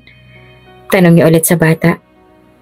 Hindi po, pero sabi po ni mama, isa raw pong sundalo ang aking ama. Ngumiti naman si Clyde. Abot na sa mga mata nito ang ngiti. Di po ba nakakamangha? Ayon din po kay mama, magiting po siyang sundalo. Kaya pangarap ko rin po na maging sundalo, sir. Gusto ko pong tularan ng aking ama. Nais ko rin po na maging isang magiting na sundalo. Hindi na kaagad nakakilos si Matias dahil sa sinabi ni Clyde. Kung ganon, tama nga ang hinala niya. Naanak niya nga ang batang ito. Mabilis ang tibok ng puso niya at hindi niya namalaya na kusa na palang pumatak ang luha sa kanyang mga mata. Ayos lang po ba kayo, sir? Bakit po kayo umiiyak? May nasabi po ba akong hindi maganda? Nag-aalala na tanong ni Clyde nang mapuna na lumuluha siya. Umiling siya at agad na tinuyo ang luha sa kanyang mga mata. No, ayos lang ako. It's just that, naaalala ko lang ang sarili ko sa'yo noon. Pangarap ko rin kasi na maging isang sundalo. Hindi po ba natupad ang pangarap niyo na yan, sir? Naging sundalo ako. Wow, talaga po? Ano pong nangyari? Umalis po ba kayo sa pagiging sundalo? Bakit hindi po kayo nakasuot ng uniform? Nagniningning ang mga mata nito. Dahil sa isang pangyayari, nawala ako sa serbisyo. Dahil sa sinabing yon, ay nalungkot si Kaiden para sa kanya. But it's okay, masaya na ako ngayon. Kung sakali man na tama ang aking iniisip, susuportahan ko ang aking anak na maging isang sundalo. Kung yun ang nais niya, maging paglaki niya. Nakakatuwa naman, sana po makasama kong anak niyo sa training kung maging sundalo rin po ko. Ngumiti sa kanya si Clyde at saka itinaas ang isang kamay na para bang nanunumpa. Pangako ko po na hindi ko po aawayin ang anak ninyo at promise ko rin po na magiging magkaibigan kami. Ngumiti naman si Matias. Sana nga. Sana nga tama ako na ako ang ama mo. Iyon ang dinagdag niya sa kanyang isipan. Subalit hindi niya na isinaboses dahil ayaw niyang umasa ang bata kung sakali man na nagkamali lang din siya ng pag-aakala. Nang araw na iyon ay gustong-gusto niya na sana na makausap si Corinne. Gusto niya itong tanungin tungkol kay Clyde at kung tama ba hinala niya na anak niya nga ito, subalit naging sobrang busy ito ng araw na iyon. Maging si Matias ay nagka-emergency din ng araw na iyon at kailangan itong umalis para ma-resolve ang problem sa kumpanya nito kung kaya hindi din naman sila nagkaroon ng chance sa makapag-usap. Mama, ang bait po pala ni Sir Matias, ano? Sabi ni Clyde sa ina kaya napatigil si Natalie o si Corinne sa ginagawa. Ha? Paano mo naman nasabi? Kanina po kasi nagkausap kami sa airport. Sabi niya po sa akin, dati po raw siyang sundalo. At kung sakali man daw po na gusto ng anak niya na maging isang sundalo, ay susuportahan niya raw po siya. Napatigil si Corinne sa pagtutupi at nakaramdam ng paninikip ng kanyang dibdib dahil sa sinabi nito. Kahit si Sean na nasa bahay nila ngayon dahil ito ang naghatid sa kanila kanina ay natigilan din. Nakaupo ngayon si Sean sa kanyang harapan at naman ni Corinne ang mga titig nito sa kanya. May anak na raw ba siya? Hindi ko po alam, Mama. Sa tingin ko po ay opo. Mariin siyang napalunok at napatitig sa anak. Nahalata ang saya sa mga mata habang nagkukwento ito. Bakit po, Mama? Nagtataka na tanong ni Clyde nang mapansin ang mga titig niya. Ha? Wala. Wala naman, anak. Sige na, pumasok ka na sa kwarto mo. Medyo late na rin. Kailangan mo na matulog. Sabi niya at pilit pang ngumiti sa anak. Okay po, Mama. Sagot ni Clyde bago tumayo at lumapit sa tabi niya. Good night po, Mama. Saka humalik ito sa pisngi niya. Lumapit din ito sa tabi ni Sean at humalik din sa pisngi ng tita nito. Noong silang dalawa na lang ni Sean ay seryoso siya nitong tinanong. Balak mo pa bang sabihin sa anak mo ang totoo? Hindi siya sumagot. Sa totoo lang ay hindi niya rin alam kung ano bang tama niyang gawin. Gusto niyang sabihin sa anak ang totoo na ang tunay nitong ama ay si Matias at gusto niya rin na malaman ni Matias ang totoo na may nabuo sa pag-iibigan nilang dalawa noong nasa buntak pa sila. Subalit natatakot si Corinne. Natatakot siya na baka pagdating sa huli ay ang anak niya lang ang masaktan. Kung sakali man na totoo na may anak na si Matias, nakakatiyak siyang masasaktan ng sobra si Clyde dahil buong buhay nito ay umasa ito na babalikan at hahanapin sila ng ama nito. Gawin mo kung ano ang tingin mo ay tama, Natalie. Nandito lang ako para suportahan ka sa kung ano man ang magiging pasya mo. Sabi ni Sean sa kanya tsaka ngumiti. Ganun pa man nakita niya sa mga mata nito ang lungkot. Maraming salamat, Sean. Walang anuman. Sabi ko naman sa inyo, diba? Lagi ako nandito para sa inyo ng anak mo. Alam at ramdam ni Corinne na may pagtingin sa kanya si Sean. Hindi yun mahirap na mapansin o maramdaman dahil una pa lang ay naging open naman na si Sean sa feelings nito para sa kanya. Sa totoo nga niyan ay nasasaktan siya para dito dahil alam niyang hindi niya kayang suklian ang pagmamahal nito dahil magpahanggang ngayon ay tanging isang tao lang ang laman ng puso niya.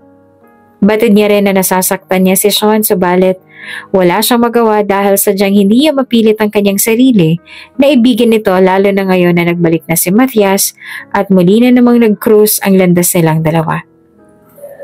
Matapos ang giyera na nangyari noon sa bundok kung saan sinugod ang kampo nila ni Matthias ang mga rebelde, nagawa ni Corinne na makatakas. Although nagkaroon siya ng tama, nagawa niya pa rin makatakbo. Sa isang center kung saan siya dinala ng mga taong nakakita sa kanya ay nakilala niya si Sean. Ang ina nito ay isa sa mga volunteer doctors sa nasabing center. Naroon si Sean noong araw na yon dahil nag-decide ito na tulungan ng ina. Noong una ay nilihim niya kay Sean ang tunay niyang pagkatao at sinabi niya na inosente siya at nadamay lamang sa gulo kaya tinulungan siya nito at inilayo mula sa lugar na iyon. Pinagamot din siya nito sa isang malaking ospital. Sa ospital na pag-aari lang din ang pamilya nila. Naging sobrang mabait ito sa kanya. Kaya hindi na rin kinaya ng konsensya niya na patuloy niyang itinatago ang buo niyang pagkatao. Kung kaya inamin niya na rin kay Sean ang totoo tungkol sa pagkatao niya. Ngunit ipinagtapat niya rin na nais niya ng magbagong buhay. Naunawaan naman siya ni Sean at hindi mo lang ito galit sa kanya dahil naglihim siya dito. Sa halip ay tinulungan siya nito. Kahit sa pagpapalit ng pangalan at pagkakakilanlan, ay tinulungan siya nito. Hanggang sa pinasok siya nito ng trabaho sa airport nito. Nangako rin sa kanya si Sean na gagamitin nito ang mga koneksyon upang hindi na siya matagpuan ng mga taong tinakasan niya. Malaki ang pasasalamat niya kay Sean. Ngunit sadyang hindi niya magawang mahalin ito. Hanggang pagkakaibigan lang talaga ang kaya niyang ibigay dito. Matthias, anong ginagawa mo dito? Gulat niyang tanong ng isang gabi ay bigla na lang may nag-doorbell sa apartment nila ng anak niya. At pagbukas niya ng pinto ay tumambad sa kanya si Matthias. Nanlaki ang mga mata niya nang bigla na lang siya nitong yakapin ng mahigpit. Sa sobrang pagkabigla niya sa ginawa nito ay hindi niya agad nagawa na makapag-react. Alam mo ba kung gaano kita katagal na inanap, Corinne? Halos halugugin ko na ang buong mundo makita lamang kita ulit. Nanginginig ang boses ni Matthias habang pinagtatapat yan sa kanya. Sobrang saya ko na natagpuan kita ulit. Sobrang saya ko na muli kitang nasilayan. At hindi tunay yung mga sinasabi nila na hindi mo nagawa makaligtas mula sa nangyari noon. Hinanap mo ko? Nauutal niyang tanong. Lumayo naman si Matthias mula sa pagkakayakap sa kanya. Ang mga mata nitong punong-puno ng luha ay diretsong tumingin sa mga mata niya.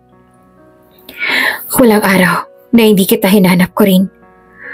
Walang araw na hindi ako umasa na muling magkukrus ang landas sa ating dalawa. At ngayon nangyari na. Sobrang saya ko.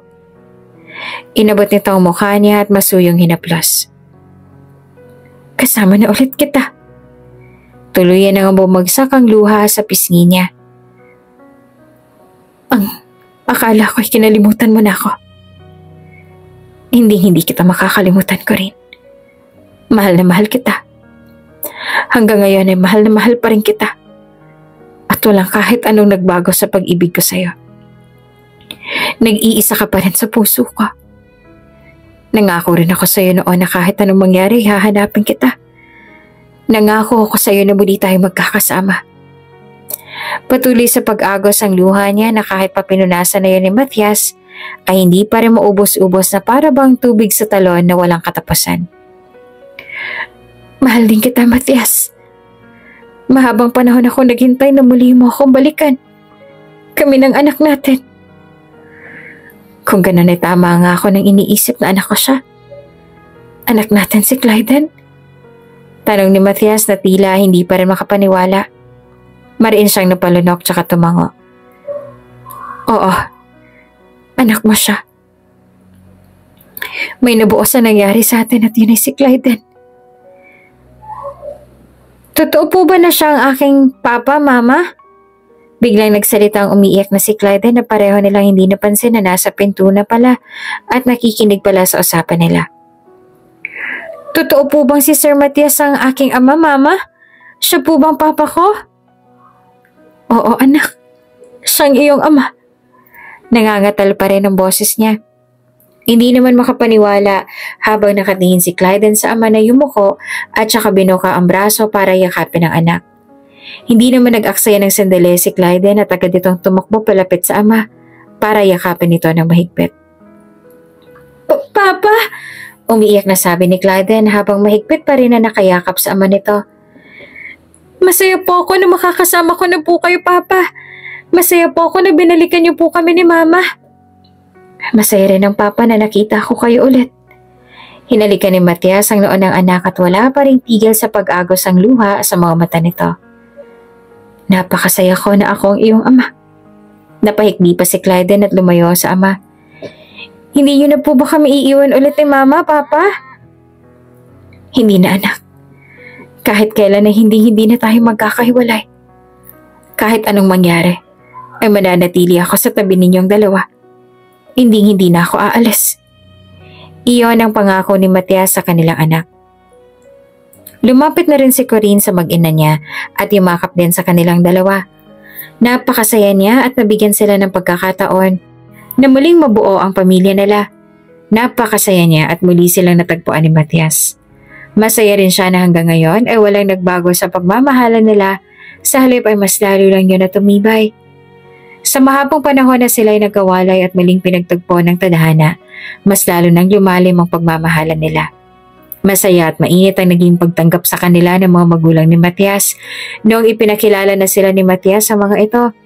Kahit ang nakababatang kapatid ni Matias na isa ring sundalo ay sobrang tumang-tuwa sa pamangkin nito at halos hindi na nga mapaghiwalay ang dalawa. Lalo pat gustong-gusto ni Clyde sa mga sundalo dahil iyon daw ang pangarap nito. Bagaman dati siyang rebelde, ay buong puso pa rin siyang tinanggap ng magulang ni Matias matapos mapatunayan na nagbagong buhay na siya at wala na siyang balak na bumalik pa sa dati niyang buhay. Naikwento rin sa kanya ng magulang ni Matias kung ano nangyari dito matapos ang gyera. Katulad na lang na muntik itong binawian ng buhay dahil sa tama nito sa dibdib at kung paano hindi na ito makapaglakad dahil sa tama sa binti, na dahilan kung bakit nawala ito sa serbisyo. Ngunit sa awa ng Diyos ay muli itong gumaling. At bagaman hindi na nga nakabalik sa serbisyo, ay nagawa pa rin ito ang mga bagay na dati nagpapasaya dito. Sobrang proud din sa kanya ang mga magulang ni Matias na malaman na nag-aaral siya sa kursong tourism at malapit na rin makagraduate. Wow! Sobrang astig niya naman po pala dito, Papa! Tuwang-tuwang sabi ni Clyde habang tinitingnan ang litrato ng ama na nakasuot ng uniforme ng pangsundalo pa ito. Sobrang bagay po sa inyo ang uniform niyo, Papa. Thank you, anak. Sabi naman ni Matias sa anak. Diyan ko na paibig ang mama mo noon. Sa tingin ko nga dahil sa uniform ko kaya naging baliw na baliw sa akin ang mama mo eh. Hindi no. Maagap naman niyang tanggi na nag-iinit ang pisngi. Ngunit ang totoo ay isa nga yan sa mga dahilan. Masaya si Corinne sa buhay niya ngayon at alam niya na masaya rin para sa kanyang mga magulang niya. Kahit na hindi niya natupad kung ano man ang bilin nila sa kanya at hindi niya natupad ang pangako niya na gaganti siya sa mga pumatay sa mga ito, sa huli napagtanto niya rin na walang magagawa ang galit niya at plano niya na paghihiganti sapagkat ang mga sundalo na pumatay sa kanyang ina ay ginagawa lang kanilang mga tungkulin at pinoprotektahan lamang ang bansa. Ngunit bago siya kumala sa grupo noon, ay nagpaalam muna siya sa mga magulang niya at humingi rin siya ng tawa dahil hindi niya natupad ang pangako niya sa mga ito.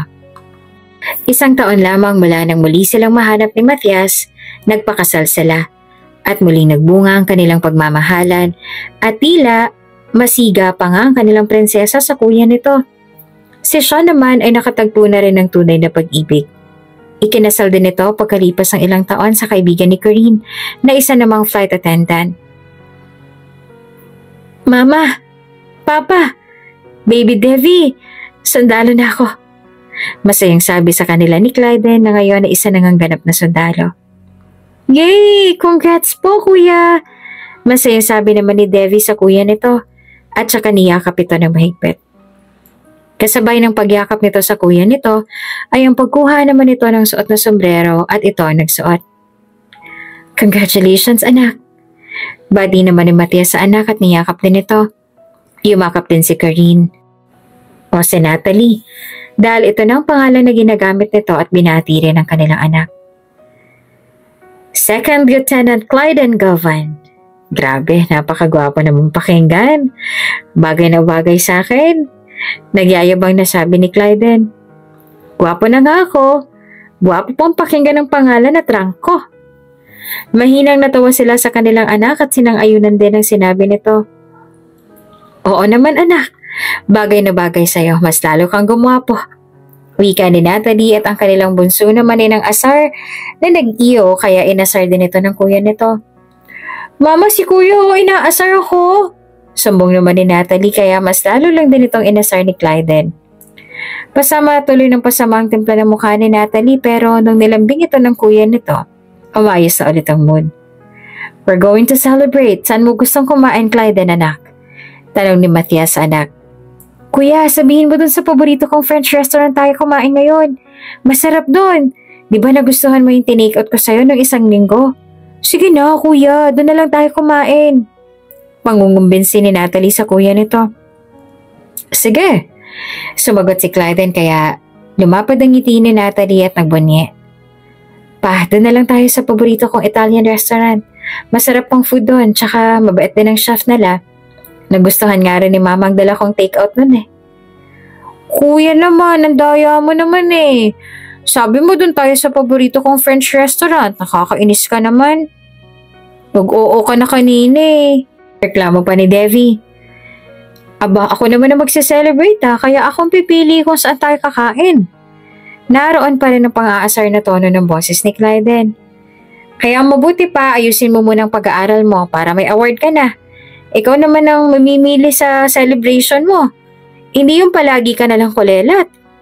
Hanggang nga sa makarating sila sa restaurant ay nagtatampo pa rin si Devi sa kuya nito. Pero ang tampo nito ay naglaho na may isang magandang chef ang bumati kay Clyden at sumalubong sa kanila. Nililigawan ka ba ni kuya, miss? Bigla namang tanong ni Devi sa babaeng chef na agad naman na namulang pisngi. Ano ba yan, miss? Sobrang ganda mo tapos papatulan mo lang tong kuya ko. Mas pangit pa sa gorilla to eh. Kung ako sa'yo humanap ka na... Psst, uy! Mabilis na tinakpan ni Clyden ang bibig ng kapatid at natawa na lamang silang mag-asawa. Huwag kang maniwala dito sa tiyanak kong kapatid, Agatha. Nasa akin ang lahat kung akong pipiliin mo na ibigin. Diba? Mama? Papa? Mas lalo silang natawa sa kanilang anak pero tumango pa rin bilang pagsang-ayon. Tunay nga na hindi nga sila bumabata. Pati ang mga anak nila ay meron ng mga nililigawan. Pero ang pakiramdam ni Corinne at Matias ay para bang kahapon lang nangyari ang lahat. Ganon pa rin ang pagmamahal nila sa isa't isa. Sa katunayan ay tila ba mas lalo lang na lumalalim ang pag-iibigan nila.